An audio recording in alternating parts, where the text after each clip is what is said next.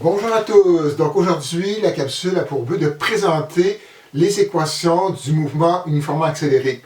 Donc on a vu en classe, je ne sais pas si en tout cas ça va dépendre où on est rendu en médecin, qu'on peut, à partir d'un graphique, prédire qu'est-ce qui va arriver à l'objet. Donc, c'est quoi son déplacement après 10 secondes, c'est quoi son accélération moyenne, etc. Or, des fois, tracer le graphique, c'est pas évident. Analyser le graphique, donc pour certaines personnes, c'est pas aussi évident. Donc, il y a moyen, à partir d'équations, de déterminer comment le mouvement évolue dans le temps. Donc, on va déterminer ce qu'on appelle les équations de la cinématique à accélération constante ou MRUA, donc mouvement rectiligne uniformément accéléré ici. Ces équations-là, il n'y a rien de nouveau. Le graphique donne des bonnes réponses. Donc, si le graphique donne des bonnes réponses, il faut juste prendre ce qu'il y a dans le graphique, les mettre sous forme d'équations pour avoir les équations du mouvement uniformément accéléré. Donc, on va commencer par la première équation. Elle est basée sur le graphique, en fait, toutes les équations sont basées sur le graphique de la vitesse en fonction du temps. Donc, si on est à accélération constante, qu'est-ce que ça veut dire? Ça veut dire que la vitesse augmente de façon linéaire, de façon graduelle. Donc ici, ça peut être vers le haut, vers le bas, ça n'a pas d'importance. Donc, premier concept qu'on a vu avec les graphiques, si vous avez un graphique de la vitesse en fonction du temps, la pente de ce graphique-là donne l'accélération. Donc, j'ai mon graphique ici, donc la pente donne l'accélération. Donc, qu'est-ce que la pente? C'est la variation verticale, donc c'est delta Y sur delta X. Donc, qu'est-ce qu'on a en delta Y? C'est la variation de la vitesse. En X, c'est le temps. Donc, si on définit qu'est-ce que delta Vx, donc c'est vitesse finale moins vitesse initiale. Donc, vitesse finale, c'est la vitesse qui est à ce point-là qui s'appelle Vx. La vitesse de départ, elle s'appelle moins Vox ici, divisé par le temps delta t. Donc, tout ça est égal à AX. Et si on arrange les termes pour avoir une équation plus jolie, donc on essaie d'éviter les divisions là-dedans. Donc, ce terme-là, on va y aller de l'autre côté. Lui, on l'envoie de l'autre côté. Et qu'est-ce qu'on trouve? On trouve ceci. On trouve que la vitesse finale d'un objet sera donnée par sa vitesse de départ, à laquelle on va ajouter le terme de l'accélération fois l'intervalle de temps. Ceci est la première équation du mouvement uniformément accéléré. Or, ici, deux ou trois commentaires sur cette équation-là. Premièrement, c'est très rare qu'on met des V finales. Donc ici, si vous marquez V finale X, pas de problème. Donc dans votre livre, quand on voit un Vx, un X tout seul, ça veut dire position finale pour X ou Vx, vitesse finale. Donc si vous mettez un F pour la vitesse, c'est pas grave, je l'accepte ici. Même chose pour Vox. Donc Vox, c'est la vitesse initiale. Or, si vous remplacez le O par un I, pas de problème, 10 sur 10, je l'accepte ici. Dernier commentaire, dans votre livre, l'équation n'est pas marquée avec un delta t. Elle est marquée avec un t. Pourquoi elle est marquée avec un t? Donc souvent, nos problèmes commencent à t égale 0. Donc si on fait, juste ouvrir une parenthèse, temps final moins temps de départ, et si on part à 0 ici, donc ça fait tf moins 0, ça fait tf, et comme on laisse tomber les indices f, ça fait seulement t. Or, dans certains problèmes, des fois, il va y avoir des mouvements successifs, puis là, on ne part pas nécessairement à 0. Donc, il y a des segments qui vont partir à 3 secondes. Oups, le mouvement évolue. Il y a une autre partie qui va être à 5 secondes, etc. Donc, moi, j'aime bien conserver le delta t. Donc, quand on écrit, c'est M. Lafrance qui a écrit les livres, mais quand j'ai participé, c'était, disons, 50-50. Est-ce qu'on laisse un delta t ou un t? Donc, on a fini de pencher pour le t, mais personnellement, j'aime mieux le delta t que le t. Donc maintenant, on va passer à la deuxième équation. Donc, si on a vu que la pente donne l'accélération, on a vu un deuxième concept, on a vu que l'air sur la courbe donne le déplacement. Donc, le déplacement, c'est delta x qui est donné par l'air. Donc ici, si on essaie de déterminer l'air, donc je ne sais pas si mes crayons de couleur écrivent ici, donc je vais prendre, regardez ici. Donc on va dire ça en triangle et en rectangle ici. Donc on aurait un premier triangle que je vais appeler triangle BC. On a un rectangle ici que je vais appeler A ici. Donc là, ce serait l'aire du rectangle A plus le triangle B ici. Et pour que la démonstration soit un petit peu plus... Oh, mon A n'apparaît pas de façon claire ici, donc ça c'est mon A. Pour que la démonstration soit un petit peu plus claire ou rapide, pour l'aire du triangle, donc c'est base en hauteur. Donc la hauteur, c'est delta V, c'est la variation de vitesse entre le point de départ et le point final. Or, on a vu précédemment que la pente était donnée par delta V sur delta T. Donc si on isole le delta V, le côté vertical peut être donné aussi par AX fois le temps. Donc, si on décrit notre système, donc l'aire de notre rectangle A, c'est base en hauteur. Donc, la hauteur, c'est VOX. La base, c'est delta T ici.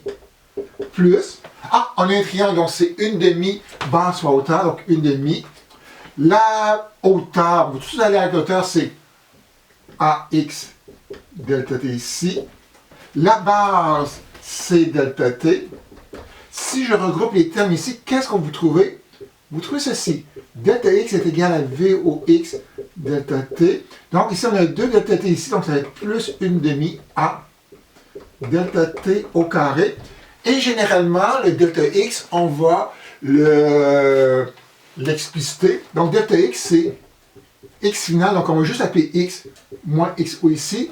Et généralement, on évite d'avoir des négatifs dans les équations. Donc le XO, on va l'aller de l'autre côté. Et ceci sera notre deuxième équation.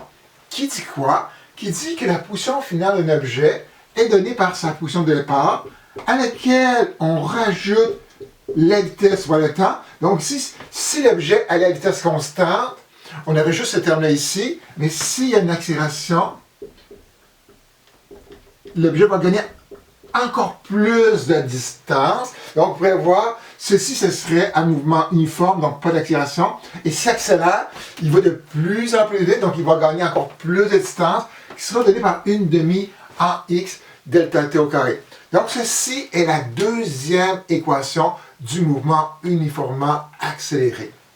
Maintenant, passons aux autres équations de symétrie. Or, ces autres équations-là sont particulières. C'est pas vraiment de nouvelles équations. Donc, il y a juste deux constants calculatriques, c'est l'air et la pente, qui nous a donné, donc la pente nous a donné cette première équation-là ici, l'air nous a donné cette deuxième équation-là ici.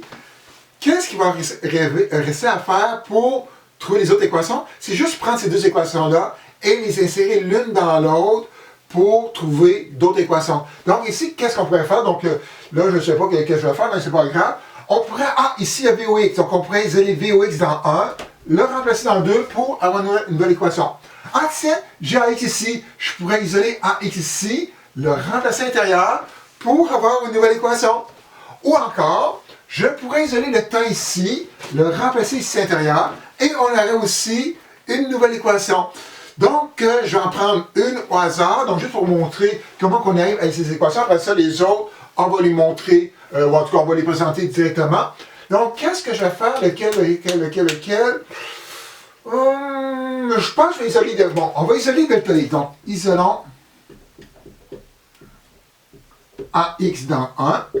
Donc, si on isole dans 1, ça va donner VX moins VOX sur delta T est égal à AX. Donc, lui, j'ai envoyé de l'autre côté. Le terme qui nous dit le AX, je l'ai envoyé de l'autre côté. Et qu'est-ce qu'on va faire? On prend cette expression-là et on va venir remplacer ça ici intérieur. Donc, regardons qu'est-ce que ça donne. X, XO, plus VOX, delta T, plus 1/2 fois, grand crochet, je remplace le A par ceci, par VX moins VOX sur delta T. Tout ça est multiplié par delta T au carré. Donc, qu'est-ce qu'on voit? Donc là, il y a un petit peu de mathématiques à faire. Il y a un delta T ici qui s'annule avec le carré ici. Donc, je vais rentrer mon 1/2 intérieur. Je vais rentrer le delta T intérieur. Qu'est-ce que ça nous donne? Ça donne position de départ plus VOX fois delta T plus 1/2 fois VX fois delta T ici. Et s'il y a un moins, donc ça fait moins 1/2 VOX fois le temps ici. Et là, qu'est-ce qu'on voit? Oh, il y a deux termes qui sont semblables. Il y a VOX fois le temps, VOX fois le temps. Donc ici, il y a 1 VOX moins une demi. Donc 1 moins une demi, ça donne une demi ici. Donc ça veut dire que ces deux termes-là, je peux les additionner et ça donne une demi VOX delta T ici. Et là, j'ai juste recoupé des termes. Donc, on voit qu'il y a des temps qui sont semblables aux deux termes. Il y a des une demi. Donc, l'équation écrite de façon la plus jolie va donner quoi? Donc, le x va rester le x. On va mettre x ici. Plus, j'ai des une demi dans deux termes. Donc, je vais sortir le une demi ici. Donc, j'ai un VOX plus un VX ici. Et là, notre delta T, on le met aussi en évidence. Donc, ceci sera la troisième équation qu'on pourra utiliser pour analyser un mouvement uniformément accéléré. Donc, pour les deux autres équations, donc je ne vais pas la faire de démonstration au complet, mais juste je vais expliquer qu'est-ce qu'on va faire. Donc, ici, pour trouver celle-là, j'ai isolé AX, je l'ai remplacé dans 2. On pourrait faire quelque chose qui est très intéressant. Des fois, on aime une équation qui n'a pas de temps du tout. Donc, on va isoler les delta T ici et on va les remplacer là et là. Quand on fait cette opération-là, qu'est-ce qu'on obtient comme équation finale? On obtient ceci. On obtient que la vitesse finale au carré sera égale à la vitesse de départ au carré plus 2 fois l'accélération x moins xo ici. Ceci est la quatrième équation de cinématique. Or, il en existe une cinquième. Je vais en parler aujourd'hui. En classe, c'est très très rare qu'on va l'utiliser. Même on ne va jamais l'utiliser. Il y a toujours moyen de s'en sortir autrement. Dans le livre, je pense qu'il est présent. Sur la feuille de formule, elle n'est pas là. Donc, comment trouver la dernière équation? C'est d'isoler VO ici et de venir le remplacer dans l'équation 2. Et si on fait ça, qu'est-ce qu'on obtient? On obtient x est égal à xo plus vx fois le temps plus un mot, c'est pas plus, c'est une demi AX, ici, fois delta T au carré, qui serait la cinquième possibilité. Or, c'est très très rare qu'on ait besoin de cette équation-là. Donc, elle n'est pas sur la feuille de formule, mais si vous lisez, je ne sais pas, d'autres livres qui parlent de 5 équations cinématiques, c'est vrai qu'il existe 5 équations cinématiques, mais la majorité des livres de physique en présente seulement 4, puis avec les 4, on peut résoudre tous les problèmes. Donc, celle-là, c'est une parenthèse que j'ajoute donc pour votre savoir personnel, mais on ne va jamais l'utiliser en cours de route. On vient de voir les 4 équations. Là, maintenant, il reste à comment on applique ces équations dans un problème. Est-ce que c'est simple de ça? Je lis le problème, j'essaie de mettre les chiffres dans une équation, je trouve c'est pas si évident que ça. Donc, on va essayer de se donner une méthode pour résoudre des problèmes de cinématique. Donc, ici, je vais essayer de marquer, parce que là, mon tableau, j'ai mis l'énoncé ici, puis je vais essayer de mettre les étapes ici en bas sur impression. Pas sur impression, c'est le bon terme. Donc, qu'est-ce qu'on a? On a une tour qui part du repos, en accélérant. Un petit peu plus tard dans son cheminement, elle fait 60 mètres en 6 secondes, et à la fin de ce 60 mètres-là, le module de sa vitesse est de 15 mètres par seconde. Donc, ici, une des questions ici, c'est de trouver l'accélération de l'auto. Donc, je n'ai même pas parce que je manquais d'espace, mais c'est pas grave. Donc, on va le faire plus tard. Donc, première chose, la première étape, c'est d'illustrer la situation. Donc, on a une auto. Donc, ici, je vais dessiner ma route. Mon auto est ici au départ. Là, on ne sait pas si ça va vers la droite ou vers la gauche. Ce n'est pas important pour ce premier ici. Donc, on va le faire aller vers la droite. Donc, ça, c'est mon départ. Donc, elle partait du repos. Et j'aime bien identifier les points critiques par des lettres. C'est plus facile à repérer après. Donc je vais appeler ça le point A. Donc, l'auto avance, avance, avance, avance, avance. Et à un moment donné, elle fait un 60 mètres. Tiens, j'ai un début puis la fin d'une situation. Donc, je vais appeler ça B ici. Et je vais appeler ça C ici. Ça, c'est parfait. Après ça, qu'est-ce que je vais faire? Est-ce qu'il y a d'autres choses à faire ici? Bon, pas besoin de laisser. Puis quand l'auto est rendu ici, tac, tac, tac, tac, elle roule à 15 mètres par seconde ici. Donc, on a illustré la situation. Il y a deux choses qui vont être importantes. Il va falloir préciser, avec la misère avec ce mot-là, un système d'axe. Pourquoi? Parce que les vitesses ou les composantes des vitesses, la composante de l'accélération a un signe, dépendant si le vecteur pointe vers la droite, vers la gauche, ça peut être un plus ou un moins. Donc ici, il faut décider de mettre système d'axe. Donc ici, on peut mettre l'axe des X. Donc, quand c'est un résultat, ça va être un axe des X. On peut mettre l'axe des X vers la droite, vers la gauche. Ça n'a aucune importance. Donc, des fois, il y a des personnes, quand l'auto s'en va vers la gauche, ils vont mettre un axe des X vers la gauche pour éviter des valeurs négatives. Donc ici, on ne se casse pas la tête. On va mettre notre axe des X ici vers la droite. Donc, ça veut dire que tous les vecteurs qui pointent vers la droite auront une composante positive ici. Après ça, il reste quelque chose d'important. Comme la position, c'est relatif, pour que ce soit clair pour la personne qui va corriger, qui est moi, si ce n'est pas clair, j'enlève des points, il faut préciser une origine. À quel endroit notre x vaut 0. C'est arbitraire. On peut le mettre n'importe où. Donc, je pourrais le mettre au point A. Je pourrais le mettre au point B. Je pourrais le mettre au point C. Je pourrais le mettre ici. Je pourrais le mettre là. Ça a 0 importance. Donc ici, c'est sûr que là, j'ai fait un problème, bon, pas un peu plus élaboré, mais avec une petite particularité. Je ne voulais pas que ce soit le problème hyper simple. Je vais mettre mon x égale 0, mon origine, au point B. Donc c'est juste que, à cause de... Mais si on arrivait au point A, on aurait trouvé la bonne réponse, mais il y aurait eu un petit affaire de plus à faire, mais c'est pas un coup que vous avez fait un ou deux exercices, pour vous, ça va devenir simple. Mais là, comme c'est le premier, disons que je m'arrange pour que ce soit un petit peu facile à voir ici. Donc, on a maintenant illustré le problème.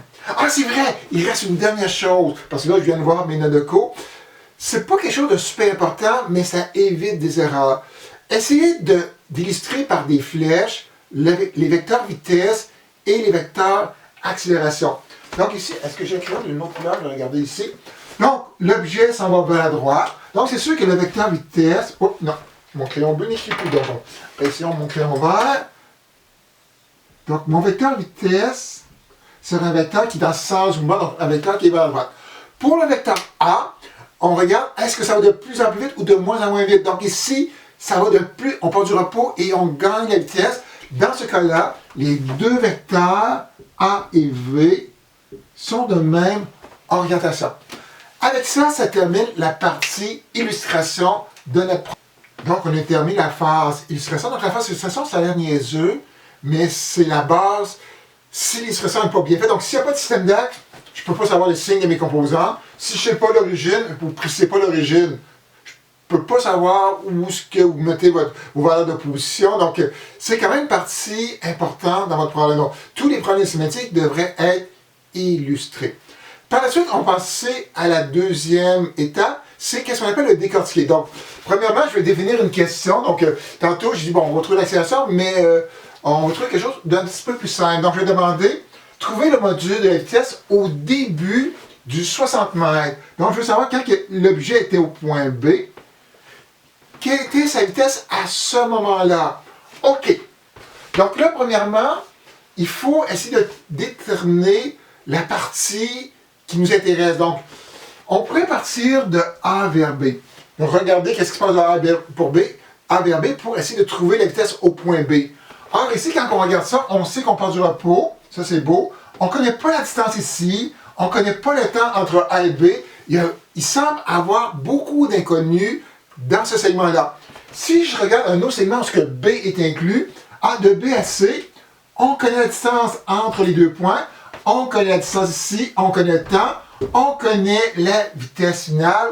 Donc, le segment B à C semble avoir plus de choses connues. Donc, c'est sûr qu'au départ, c'est pas facile de trouver le bon segment, mais avec l'expérience, vous allez voir que ça va. Puis même si vous commencez avec le mauvais segment, vous allez voir, il y a trop d'inconnus, on va aller faire d'autres choses. Donc, c'est 30 secondes que vous perdez dans une solution, donc c'est pas la fin du monde aussi. Donc, le segment qui semble le plus adéquat, c'est le segment de B à C. Donc, c'est pour ça que j'aime bien identifier les choses par des lettres. Donc, cette partie-là, on appelle ça le décortiquer. Décortiquer, c'est d'énumérer les paramètres de cinématique qu'on connaît ou qu'on ne connaît pas. Donc, il y a 6 paramètres qui sont importants en cinématique. Premièrement, le premier, c'est la position de départ. Est-ce que je connais la position de départ de mon objet? Le deuxième, c'est la position finale. Donc, je pense que je vais faire au fur et à mesure. Donc, comme on a fixé notre origine ici, est-ce qu'on connaît la position de départ au point B? Le point B, pour nous, c'est l'origine, c'est x égale 0. Donc, ça, on connaît, c'est réglé. La position finale, c'est la position finale à C. Donc, des fois, on pourrait rajouter même un petit C ici pour dire, à C, est-ce que je connais où est-ce que je suis rendu? Je sais que j'ai fait 60 mètres.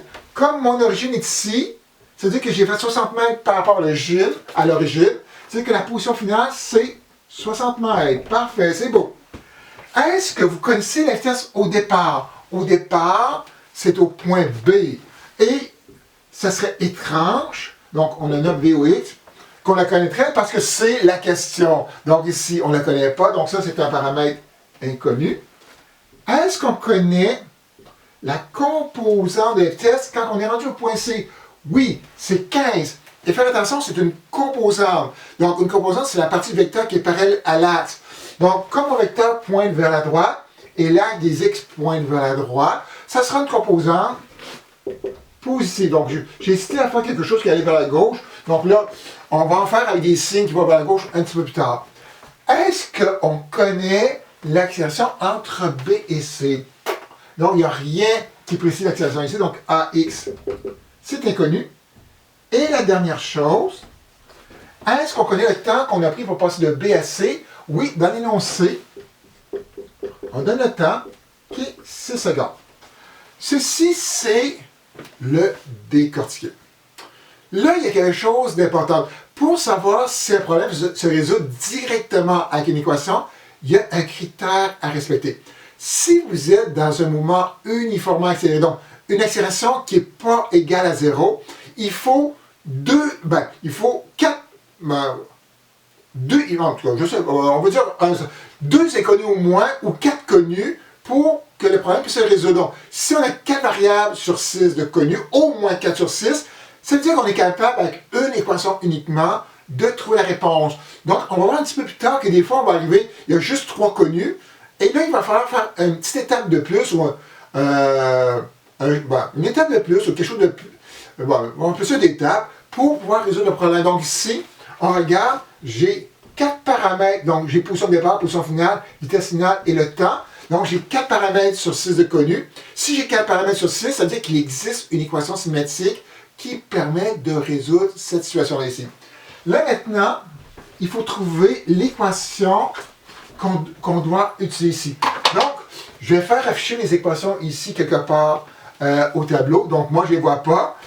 Donc, quelle équation qu'il faut prendre? Il faut prendre une expression où ce que la vitesse de départ, elle est présente. Donc, dans la première, la vitesse de départ, elle est là.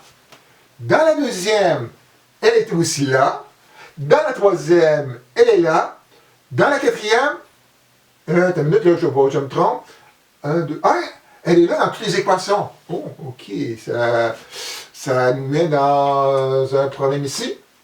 Sauf qu'ici, comme l'accélération est inconnue, il va falloir éviter avoir une équation avec 2 inconnus. Toutes les équations, ce qu'il y a un A, on devrait les mettre de côté. Donc la première, VOX était là, mais il y a aussi le A. Donc il y a 2 inconnus, on la flush. La deuxième, il y a 2... là, j'essaie d'imaginer. Donc, il y a 2... Le VOX et le A est là. On le flush.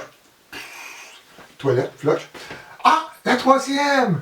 Le A n'est pas là! Donc, ça veut dire qu'il y a c'est une équation avec une seule inconnue à VX. Donc, celle-là, elle serait intéressante. Et la dernière, VOX est là et A est là. Donc, celle-là, il y a encore 2 inconnus. C'est pas bien. Donc, la clé qu'on va utiliser, c'est celle-ci. La position finale est égale à la position de départ plus une demi-fois VOX plus VX fois le temps. Donc, cette troisième étape-là, on appelle ça identifier la clé. Identifier le concept qu'on va utiliser en cours de route. Là, ici, pour me faire l'espace, je vais être obligé, malheureusement, d'effacer l'énoncé ici. Mais je pense que j'ai presque tout sur le schéma ici, donc c'est pas mal. Un coup qu'on essaie, là, il reste à résoudre. Résoudre, c'est d'isoler la variable et mettre nos chiffres intérieurs. Donc, le but, c'est d'isoler ça. Donc, qu'est-ce qu'on va faire? Le XO, on va l'envoyer de l'autre côté, donc ça fera X moins XO ici. Je vais mettre un égal de ce côté-là ici. Mon 1/2 qui multiplie toute la parenthèse Et mon delta t qui multiplie la parenthèse, on va les envoyer de l'autre côté. Donc, comme ça multipliait, ça va donner en division ici, donc ça fait 1/2. La misère avec mon delta t ici. Donc, il nous reste VOX plus VX ici. Donc, comme le but, c'est d'avoir VOX, donc VX, on l'envoie de l'autre côté. Donc, ça fait X moins XO, 1/2 delta t moins VX ici est égal à VOX ici. Et là, qu'est-ce qu'il nous reste à faire? Il nous reste à mettre nos valeurs intérieures. Donc, X, c'est 60. Donc, ici, quand c'est décortiqué, ça va super bien. Donc, 60 moins 0 sur 1/2 fois le temps qui est 6, moins le temps de départ qui est 15. Donc, si on calcule tout ça, donc ici, ça fait 60 divisé par 3, ça fait 20. 20 moins 15, ça fait 5. Donc, la vitesse qu'on trouve, c'est 5 mètres par seconde. Et là, je vais juste essayer de trouver un petit peu d'espace ici. Qu'est-ce que je vais faire? Ok, je vais effacer ça ici. Qu'est-ce qu'on vient de trouver? Donc, faire attention à la question. Donc, qu'est-ce qu'on vient de trouver? C'est VOX qui est égal à 5 mètres par seconde. C'est la composante de la vitesse. Or, nous, on a demandé le module. Le module, c'est quoi? C'est la grandeur de la vitesse. Donc, normalement, on devrait faire la composante en x au carré plus la composante en y au carré. Ici, il n'y en a pas, c'est 0. Racine carrée. Et le module de la vitesse au départ serait 5 mètres par seconde. Et faire attention au symbolisme. Quand on parle d'une composante, on rajoute un x ou un y pour dire que c'est la partie en x ou en y. Quand on parle du module, c'est juste la lettre seule. Et si j'avais parlé, donnez-moi la vitesse au départ, là, ça aurait été le vecteur, là, il y aurait une flèche dessus, et là, ça aurait été 5i mètres par seconde. Ça prend une orientation pour définir le vecteur vitesse ici. Donc là, on vient de faire la quatrième étape qui résout le problème. Et là, il nous reste la cinquième étape. La cinquième étape, normalement, elle ne vaut pas de point dans une solution, dans mon cas, mais elle peut vous faire perdre beaucoup de points si on ne la fait pas. Ça peut sembler problématique ici. C'est valider. Qu'est-ce que valider? C'est de regarder, est-ce que notre réponse a de l'allure? Est-ce qu'on pouvait prédire des choses au départ? Donc, premièrement, est-ce que j'ai mis des unités? Oui, j'ai mis des unités. Au départ, avant de faire le calcul, est-ce que je pouvais prédire quelque chose? Comme j'allais de plus en plus vite, la vitesse au point B devrait être plus petite que la vitesse au point C. Donc, oui, donc j'ai obtenu, au point C c'était 15, ici au point B c'était 5. Oui, ça semble être logique. Et aussi le sens du mouvement. L'objet s'en va vers la droite. Si c'est vers la droite et mon X positif est vers la droite, la composante devrait être positive. Oui, elle est positive. Yes! C'est merveilleux ici. Donc, par exemple, juste donner un petit exemple. Vous faites votre calcul et à cause, je ne sais pas, vous faites une erreur de signe ou je ne sais pas quoi, vous arrivez à moins 5. Ici, on devrait s'apercevoir que moins 5, c'est-à-dire que c'est un taux qui va vers la gauche. Or, dans ce cas-là, c'est impossible. Donc, soit vous essayez de trouver votre erreur, et si vous ne la voyez pas, ne perdez pas des tonnes et des tonnes de temps, exemple, essayez de trouver l'erreur, marquez que ce n'est pas possible, donc vous allez perdre 1 ou 2 points pour votre erreur, dépendant de la structure. Et si vous marquez ça, vous n'allez pas perdre d'autres points. Quelqu'un qui laisse ça comme moins 5, j'enlève, disons, 2 points parce qu'il y a une erreur, et j'enlève encore 2 autres points supplémentaires, et même des fois 3, parce qu'ici, on devrait s'apercevoir que c'est pas logique. L'auto, elle ne s'en va pas vers la gauche, elle s'en va vers la droite. Tac! Réglé ici. Donc, avec ça, c'est sûr, après ça, il y a d'autres questions. Donc, la prochaine question, c'était de trouver l'accélération ici. Donc, comme là, je suis rendu même avec 5 paramètres sur ceci. Donc, c'est juste prendre une équation, parce qu'il y a un A. Donc, là, je peux prendre la première, la deuxième ou la quatrième. Donc, je vais trouver mon A ici. Donc, ça, c'est pas la première question. Donc, le but, c'était pas faire une tonne de A, B, C, D, c'était de montrer la méthode. Donc, première étape, illustrer. Donc, illustration, mettre des points, mettre des vecteurs, préciser l'origine, le standard. Deuxième étape, décortiquer, donc énumérer les 6 paramètres de cinématique. Troisième étape, trouver la clé. Donc, ça veut dire que la clé, l'équation qui nous permet de résoudre. Donc, il faut que l'équation qu'on ait une seule inconnue. Donc, on évite les équations parce qu'il y aurait 2 inconnues. Et après ça, on résout, on met les chiffres à l'intérieur pour trouver la réponse. Et ensuite, on valide pour voir si la réponse qu'on a trouvée a du bon sens. Donc, avec ça, ça va vous donner la base pour résoudre le problème. Donc, souvent cette partie-là, donc c'est un peu plate en classe. Donc, on va tomber au prochain cours directement dans le feu. Donc, on va faire des exercices, donc de plus en plus difficiles. Mais si on a une bonne méthode, vous allez voir que tous les exercices vont extrêmement bien. Donc, avec ça, on se dit peut-être à une prochaine capsule. Donc, moi, j'aime ça faire ça, donc ça m'empêche d'enseigner en classe. Donc, yo tout le monde, et à la prochaine capsule.